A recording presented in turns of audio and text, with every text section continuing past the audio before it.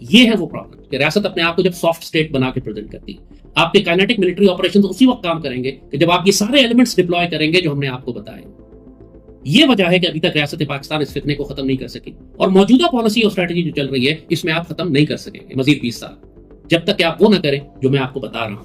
اگر political leadership change کرنی ہے چینج کر دیں, پورے ملک میں ایک اسٹرانگ نیشنل نیریٹو لے کر آئیں, مجبور کریں مسجد کے مولوی سے لے کر میڈیا تک ہر شخص وہی نیریٹو چلائے گا. جو خوارج کو جہنم کا کتا نہیں کہتا اس کو قتل کر دیں, وہ ان کا ساتھی ہے. جو بی ایل اے کو اور بی ایل اے کی حمایتی ہیں ان ساروں کو پکڑ کے جیل میں ڈال دیں یا قتل کر دیں. آپ کو یہ کرنا پڑے گا. آپ کو وہ سارے ایلیمنٹ جو میڈیا میں, جوڈیشری میں, جو زمین کے اوپر ان سارے دہشت گردوں کے حمایتی بیٹھے ہوئے ہیں, ان کو سپورٹ کر رہے ہیں, ان کی جو سپورٹ بیس ہے پورے معاشرے میں, آپ کو اس کو بھی اسی طرح ایلیمنیٹ کرنا ہے جیسے آپ ٹی ٹی پی اور بی ایل اے کے دہشت گردوں کو کرتے ہیں. ریاست یہ کام نہیں کر رہی. بدترین دہشت گرد, بدترین اخلاقی دہشت گرد, سیاسی دہشت گرد, یہ سب پاکستان کے ریاست کے اداروں میں بیٹھے ہوئے. اور عمران فتنہ بہت بڑا فتنہ, پاکستان کی مسلح افواج کے اندر بھی یہ فتنہ بہت زیادہ پھیل چکا تھا کہ یہ بہت سارے آفیسرز, آپ دیکھتے ہیں نا ویٹرنز کو کس طریقے سے عمران کی حمایت کرتے ہیں, سرونگ میں بھی بہت ہیں ایسے. یہ وہ ایلیمنٹس ہیں جو ایکچولی چاہتے ہیں کہ آرمی فیل ہو.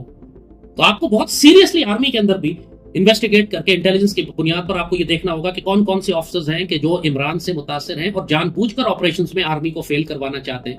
ترکی میں جس طرح فتح اللہ گلن کی موومنٹ تھی, گلن موومنٹ ایک بغاوت کر دی تھی نا ترکی کے اندر, اس میں F-16 کے پائلٹس بھی تھے اور اس کے اندر آرمی نیوی اور ایئر فورس کے لوگ بھی تھے اور جنرلز بھی تھے اور ججز بھی تھے اور میڈیا والے بھی تھے. تقریباً ترکی اردوغان کے ہاتھ سے نکل گیا تھا. کتنی بڑی بغاوت ہوئی وہاں, کتنے لوگ مارے گئے تھے.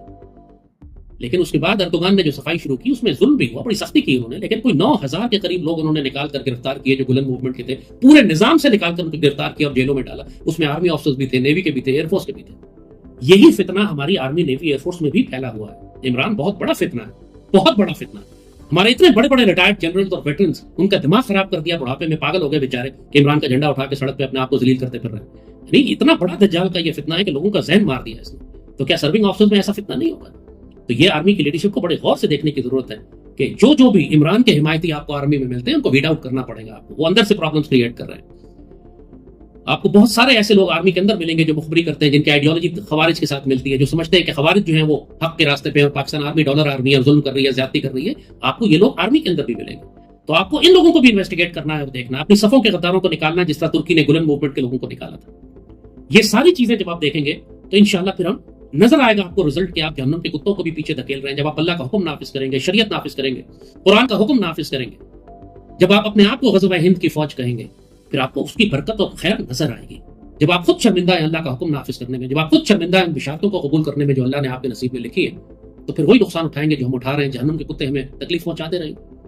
یہ پاکستان آرمی کی قیادت سے خاص طور پر کہتے ہیں اللہ کے بندو ایسا نہ کرو. جو سعادتیں سیدی رسول اللہ نے تمہارے بارے میں دی تم کیوں شرمندہ ہوتے ان کو اون کرنے میں؟ جو حکم اللہ نے قرآن میں دیا اس کو نافذ کرتے تم کیوں پریشان ہوتے؟ فکر نہ کرو کہ دنیا کیا کہتی ہے. دنیا جو مرضی کہتی پھرے. ہمیں جب اللہ اس کے رسول صلی اللہ علیہ وسلم نے قرآن میں اور سنت میں حکم دے دیا اور بشارتیں عطا فرما دی ہیں, بڑے فخر سے ان کو اپنے سر کا تاج بناؤ. اللہ تم کو 2 جہانوں کی عزت دے گا. پاکستان کو جو مشکل مسائل ان جہانوں کے کتوں اور خوارج اور جنگوں کے خلاف تھے وہ ہم نے سب آپ کو مسئلوں کا حل بتا دیا ہے. یہ نہیں کہ ہم کر نہیں سکتے, سب کچھ ہمارے ہاتھ میں ہے. دنیا کی کوئی طاقت ہمیں نہیں روکتی. جو چیز ہمیں روک رہی ہے ہمارے اپنے اندر کا خوف ہے. اس خوف کو نکالیں, اللہ پہ بھروسہ رکھیں, انشاءاللہ بہت خیر ہو جائے. پاکستان ہمیشہ زندہ باد.